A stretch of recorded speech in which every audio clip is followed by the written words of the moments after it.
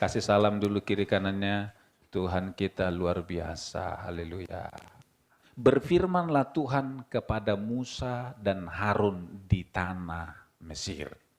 Bulan inilah akan menjadi permulaan segala bulan bagimu.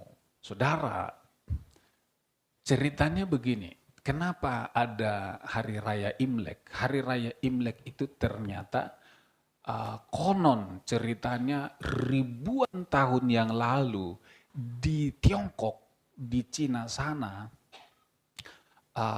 di akhir tahun mereka para petani merayakan hari gembira. Kenapa? Karena di akhir tahun itu sedang mengalami pergantian musim, yaitu dari musim dingin kepada musim semi.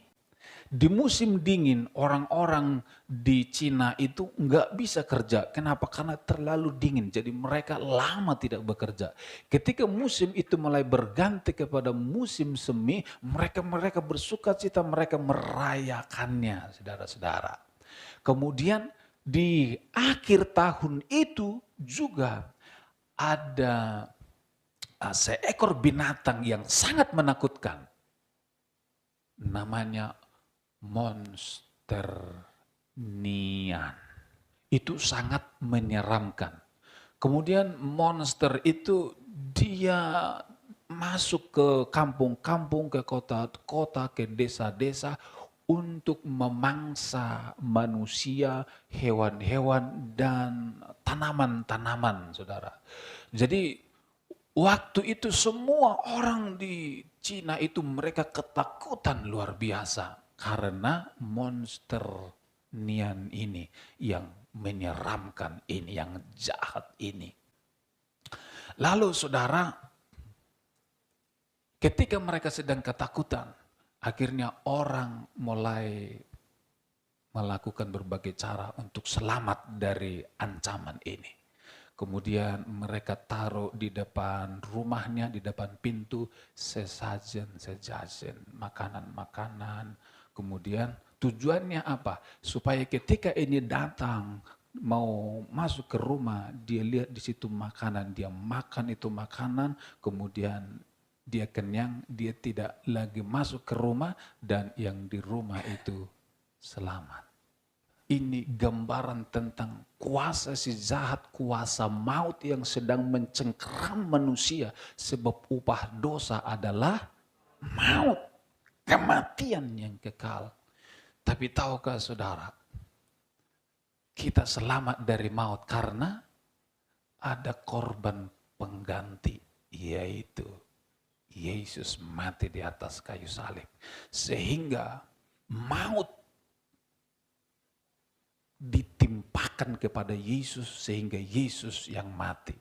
Korban atau sesajen yang ditaruh di depan pintu, itulah yang dimakan, yang menjadi korban pengganti, sehingga yang di rumah itu tidak perlu lagi dimakan oleh kuasa kegelapan.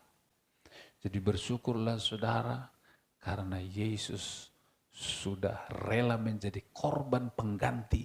Yesus yang dicaplok, Yesus yang mati, Yesus yang dikorbankan supaya apa? Supaya saudara dan saya bebas dan selamat dari ancaman maut. Haleluya. Kalau ini sih urusannya hanya urusan kematian sementara. Tetapi maut urusannya kematian yang kekal. Haleluya. Kalau dimakan sama serigala, sama binatang buas, atau sama ini pun, mati kan selesai. Tetapi maut, saudara, maut itu adalah kematian yang kekal.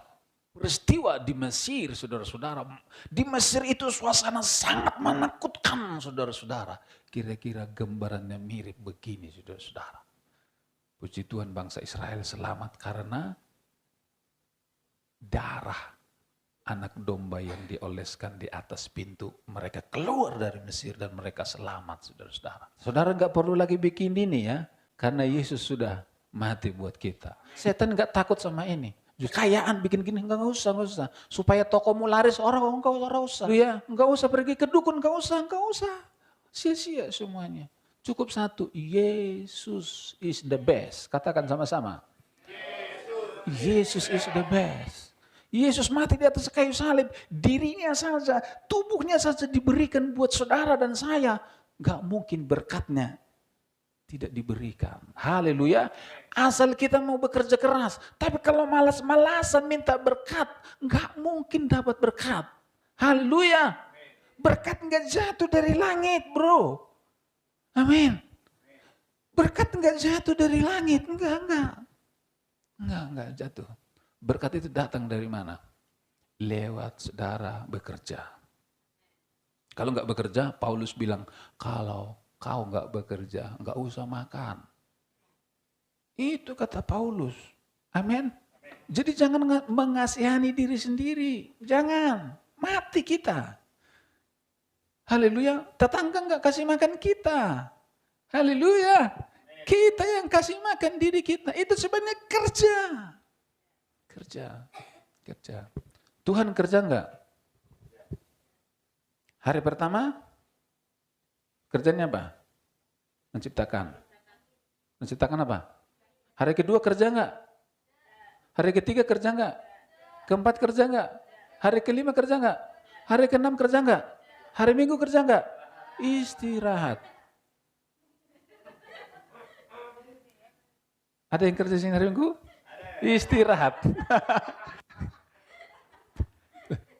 Saudara, Senin kerja, Selasa kerja, Rabu kerja, Kamis, Jumat, Sabtu kerja. Tuhan itu nggak suka tidur-tiduran di rumah, main HP, main game, nonton TV, sinetron, drakor. Enggak. Haleluya. Kalau dia menciptakan manusia, pasti dia tidak suka manusia yang malas. Betul nggak? Iya. Dia lihat orang malas, aduh.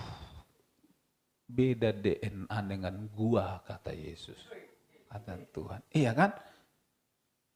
Dia menciptakan Adam itu supaya apa? Supaya yang seperti aku ada di bumi. Haleluya. Seperti aku ini loh, rajin kerja, semangat.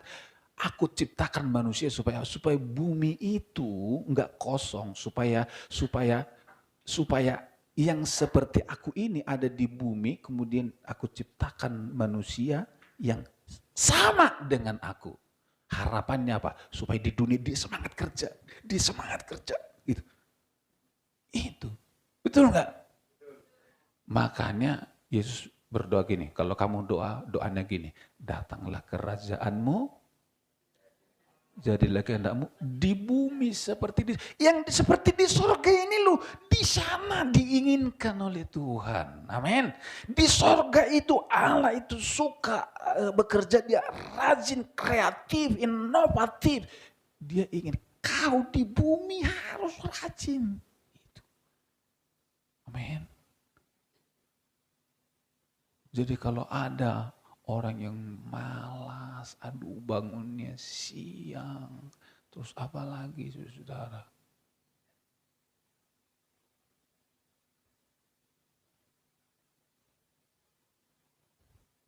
Amsal berkata, belajar kepada semut. Tangan yang lambat membuat orang jadi miskin. Jadi kita miskin, jangan salahin Tuhan, betul enggak? Betul, jangan salahin Tuhan. Berkat udah dicurahkan, tinggal kita yang bekerja keras. Amin, saudara.